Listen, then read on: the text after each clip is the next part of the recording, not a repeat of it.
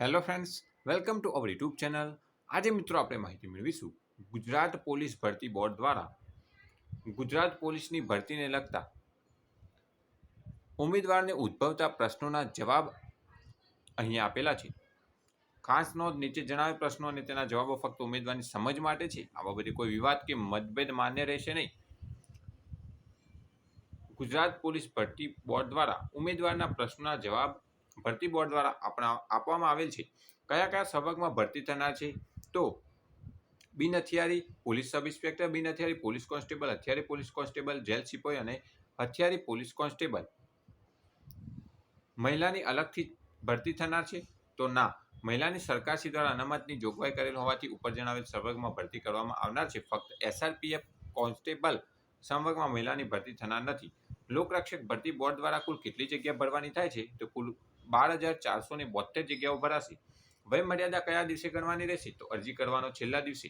શૈક્ષણિક લાયકાત કયા દિવસે ગણવી? તો અરજી કરવાના છેલ્લા દિવસે.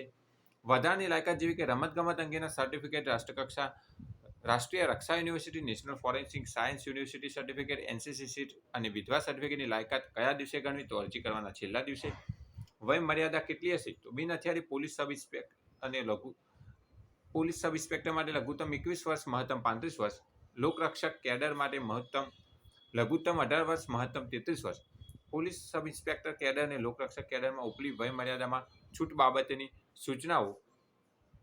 એસસી, એસટી, એસસીબીસી, ઈડબ્લ્યુએસ ઉમેદવારની ઉપલી વય મર્યાદામાં 5 વર્ષની છૂટછાટ મળશે. તમામ મહિલા ઉમેદવારો ઉપલી વય મર્યાદામાં 5 વર્ષની છૂટછાટ મળવાપાત્ર છે. અનામત કક્ષાના મહિલા ઉમેદવારની ઉપલી વય મર્યાદામાં 10 વર્ષની છૂટછાટ મળવાપાત્ર છે.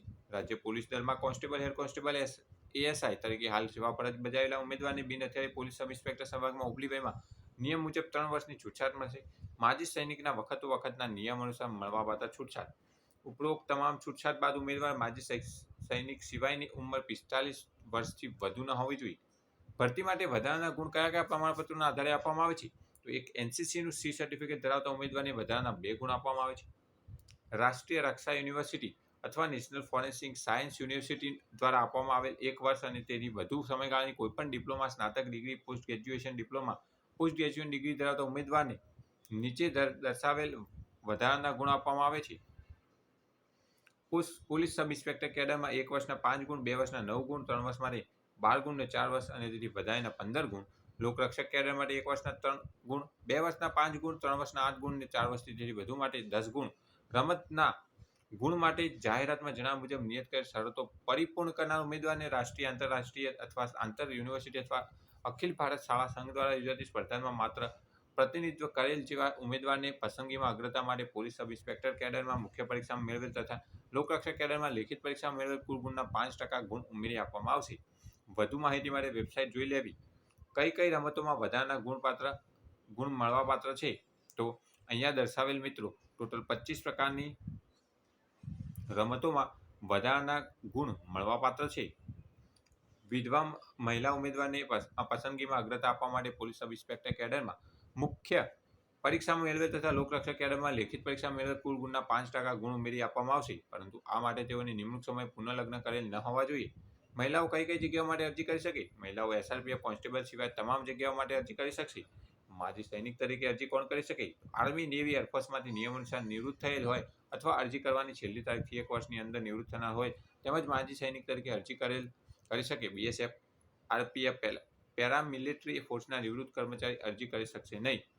શારીરિક અપંગતા ખોળ કાપડ માટે કેટલી જગ્યા અનામત છે? આ પોલીસ વિભાગની ભરતી હોય, કોઈ જગ્યા અનામત નથી.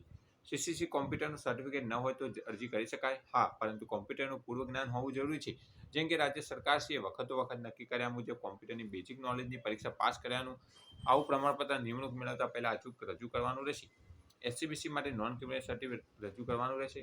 હા, અરજીમાં નોન ક્રિમિનલ સર્ટિફિકેટ નંબર, તારીખ લખવી ફરજિયાત છે અને વેબસાઇટ પર મૂકેલ સૂચનાઓ જણાવ્યા મુજબ એસસીબીસી ઉમેદવારને 1/4/2022 થી 30/4/2024 સુધીના સમયગાળામાં નોન ક્રિમિનલ સર્ટિફિકેટ મેળવી હોવું જોઈએ, અન્યથા અનામતના લાભ મળશે નહીં. ઈડબ્લ્યુએસ માટે કયું સર્ટિફિકેટ રજૂ કરવાનું રહેશે? અરજીમાં ઈડબ્લ્યુએસ માટે પાત્રતા પ્રમાણપત્ર રજૂ કરવાનું રહેશે અને અરજીમાં સર્ટિફિકેટ નંબર, તારીખ લખવી ફરજિયાત છે. વેબસાઇટ પર મૂકેલ સૂચનાઓ જણાવ્યા મુજબ ઈડબ્લ્યુએસ ઉમેદવાર માટે 1/5/21 થી 30/4/24 સુધીના સમયગાળા નું પાત્રતા પ્રમાણપત્ર મેળવેલ હોવું જોઈએ, અન્યથા અનામત લાભ મળશે નહીં. એસસી, એસટી, એસસીબીસી, ઈડબ્લ્યુએસના ઉમેદવારને વધારાનો શું લાભ મળી શકે? નિયમ મુજબ એસટીના ઉમેદવારને ઊંચાઈમાં લાભ મળશે, મૂળ ગુજરાતના હોય તેઓને, જ્યારે એસસી, એસટી, એસસીબીસી, ઈડબ્લ્યુએસ કેટેગરીના ઉમેદવારને ઉંમરનો લાભ મળવાપાત્ર થશે. અરજી ક્યાં સુધી કરી શકાશે? તો 30/4/2024ના રોજ રાત્રિના 12 કલાક સુધી કરી શકાશે. ફી કેટલી ભરવાની છે? પોલીસ સબ ઇન્સ્પેક્ટર માટે ફક્ત જનરલ ઉમેદવારોએ ₹100 તથા બેંકના સર્વિસ ચાર્જ, લોકરક્ષક કેડર માટે ₹100 બેંકના સર્વિસ ચાર્જ, બંને પોલીસ સબ ઇન્સ્પેક્ટર કેડર તથા લોકરક્ષક કેડર માટે ₹200 તથા બેંકના સર્વિસ ચાર્જ ફક્ત જનરલ ઉમેદવારોએ જ ફી ભરવાની છે. અરજી રૂબરૂ, ફેક્સ દ્વારા કે પોસ્ટ દ્વારા ભરતી બોર્ડને મોકલી શકશે? ના, ફક્ત ઓનલાઈન જ સ્વીકારવામાં આવશે. અરજી માટેની ફી ક્યાં સુધી ચૂકવવી? અરજી માટેની ફી 7/5/2024 રાત્રિના 12 કલાક દરમિયાન ઓનલાઈન ભરવાની રહેશે. ભરતીને લગતા ઠરાવ પરિપત્રો જોવા તો ક્યાં જોવા મળશે? જાહેરાતમાં દર્શાવ્યા ઠરાવ પરિપત્રો સરકારશ્રીના ગૃહ વિભાગની વેબસાઇટ home.gujarat.gov.in ઉપર, તેમાં સામાન્ય વહીવટ વિભાગની વેબસાઇટ gad.gujarat.gov.in ઉપર મૂકેલ છે, જે ભરતીને લગતા હોઈ શકશે. પુરુષ ઉમેદવાર માટે ઊંચાઈ છાતી કેટલી? મૂળ ગુજરાતના અનુસૂચિત જનજાતિના ઉમેદવાર માટે ઊંચાઈ 162, ફુલાયા વગરની છાતી 79, ફુલાવેલી 84. અનુસૂચિત જનજાતિના ઉમેદવાર સિવાયના તમામ માટે ઊંચાઈ 165, ફુલાવ્યા વગરની 79 ને ફુલાવેલી છાતી 84. મહિલા ઉમેદવાર માટે ઊંચાઈ મૂળ ગુજરાતના અનુસૂચિત જનજાતિના ઉમેદવાર માટે 150 ઊંચાઈ અને અનુસૂચિત જનજાતિ ઉમેદવાર સિવાયના તમામ માટે 155 ઊંચાઈ જરૂરી છે. શારીરિક ક્ષમતા કસોટીમાં ગુણનું પ્રમાણ કેવી રીતે નક્કી કરશે? દોડના ગુણ ગણવામાં આવશે નહીં, ફક્ત ઉત્તીર્ણ થવાનું રહેશે. શારીરિક ક્ષમતા કસોટી દરમિયાન ઊંચાઈ છાતીની માપણી કરવામાં આવશે? હા, નિયમ મુજબ જાહેરાતમાં જણાવ્યા પ્રમાણે માપણી કરવામાં આવશે. આ ભરતી માટે સૌપ્રથમ કઈ કસોટી લેવામાં આવશે? આ ભરતી માટે સૌપ્રથમ શારીરિક કસોટી, જેમાં શારીરિક દોડ કસોટી અને શારીરિક માપ કસોટીનો સમાવેશ થાય છે. શારીરિક કસોટી બાદ કઈ પરીક્ષા લેવામાં આવશે? શારીરિક કસોટી અને શારીરિક માપ કસોટીમાં ઉત્તીર્ણ થનાર ઉમેદવારને લેખિત પરીક્ષા મુખ્ય પરીક્ષામાં બોલાવવામાં આવશે. આ પરીક્ષામાં માઇનસ પદ્ધતિ અમલમાં છે? હા. વધુ માહિતી માટે વેબસાઇટ જોવાનું કહેલ છે. આ પરીક્ષાનું માધ્યમ કયું રાખવામાં આવશે? પોલીસ સબ ઇન્સ્પેક્ટર કેડરમાં પેપર 1ના પાર્ટ A અને પાર્ટ B તથા પેપર 2ના પાર્ટ Aમાં ગુજરાતી પરીક્ષાનું માધ્યમ ગુજરાતી રહેશે, જ્યારે પેપર 2ના પાર્ટ બીમાં પરીક્ષાનું માધ્યમ અંગ્રેજી રહેશે. લોકરક્ષક કેડરમાં પરીક્ષાનું માધ્યમ ગુજરાતી રહેશે. આ પરીક્ષામાં કયા કયા વિષયનો સમાવેશ કરવામાં આવેલ છે? તો police sub inspector cadre paper 1માં 200 માર્ક્સનું પેપર 3 કલાક 180 મિનિટ, જેમાં રિઝનિંગ અને ડેટા ઇન્ટરપ્રિટેશનના 50, ક્વોન્ટિટેટિવ એપ્ટિટ્યૂડના 50 એમ કહીને 100 માર્ક્સ તથા પાર્ટ બીમાં the constitution of India and public એડમિનિસ્ટ્રેશનના 25, હિસ્ટ્રી, જીઓગ્રાફી, કલ્ચર હેરિટેજના 25, કરંટ અફેર એન્ડ જનરલ નોલેજના 25, એન્વાયરમેન્ટ સાયન્સ એન્ડ ટેકનોલોજી અને ઇકોનોમિકના 25 એમ કહીને 100 માર્ક્સ છે. પેપર 2માં 100 માર્ક્સ 3 કલાક, પાર્ટ 1 ગુજરાતી લેંગ્વેજમાં એસેના 30, પ્રિસાઇઝ રાઇટિંગના 10, કોમ્પ્રિહેન્શનના 10, રિપોર્ટ રાઇટિંગના 10 ને લેટર રાઇટિંગના 10. પાર્ટ બીમાં ઇંગ્લિશમાં પ્રિસાઇઝ રાઇટિંગના 10, કોમ્પ્રિહેન્શનના 10, ટ્રાન્સલેશન ફ્રોમ ગુજરાતી ટુ ઇંગ્લિશના 10 એમ કહીને 100 માર્ક્સ. લોકરક્ષક કેડર માટે પાર્ટ A પ્લસ બીના 200 માર્ક્સ, 3 કલાકનું પેપર છે. રિઝનિંગ એન્ડ ડેટા ઇન્ટરપ્રિટેશનના 30, ક્વોન્ટિટી એપ્ટિટ્યૂડના 30, કોમ્પ્રિહેન્શનની ગુજરાતી લેંગ્વેજના 20 એમ કહીને 80 ગુણ. Part B the constitution of ઇન્ડિયાના 30, current affair, science and technology, general નોલેજના 40 ને history, culture heritage and geography of Gujarat and ભારતના 50 એમ કહીને 120 ગુણ રહેશે. અરજદારે કરેલ અરજીમાં ભૂલો સુધારવામાં આવશે કે કેમ? અરજદારે અરજીપત્રકમાં દર્શાવેલ કેટેગરી, જન્મ તારીખ, શૈક્ષણિક લાયકાત કે અન્ય બીજી કોઈ વિગત પાછળથી બદલવાની રજૂઆત ગ્રાહ્ય રાખવામાં આવશે નહીં. ઓનલાઈન અરજીમાં દર્શાવેલ કેટેગરી, જન્મ તારીખ, શૈક્ષણિક લાયકાત કે અન્ય બીજી કોઈ વિગતો અને ઉમેદવારની ખરેખર કેટેગરી, જન્મ તારીખ, શૈક્ષણિક લાયકાત કે અન્ય બીજી કોઈ વિગતો પર તફાવત પડશે તો તે અંગે બોર્ડનો નિર્ણય આખરી રહેશે. તમામ સંવર્ગમાં મૌખિક ઇન્ટરવ્યૂ રાખેલ છે? ના. ઓનલાઈન ફી ભરી છે પરંતુ મોબાઈલ ઉપર ફી ભર્યા અંગેનો કોઈ મેસેજ નથી આવ્યો તો શું કરવું? ઓનલાઈન પરીક્ષા ફી ભર્યા બાદ જો આપણા મોબાઈલ ઉપર ફી ભર્યાનો કોઈ મેસેજ ના આવે તો ઉમેદવારે જે તે માધ્યમથી ઓનલાઈન ફી ભરી હોય તે બેંક બ્રાન્ચનો સંપર્ક કરી તે બેંકના ખાતામાંથી ફી ભરેલ હોય તે ખાતાના એકાઉન્ટ સ્ટેટમેન્ટની ચકાસણી કરી ફી ભર્યાની ખાતરી કરી લેવાની રહેશે. દૈનિક પેપરમાં આવેલ જાહેરાતમાં તમામ વિગતો નથી આપી તો શું કરવું?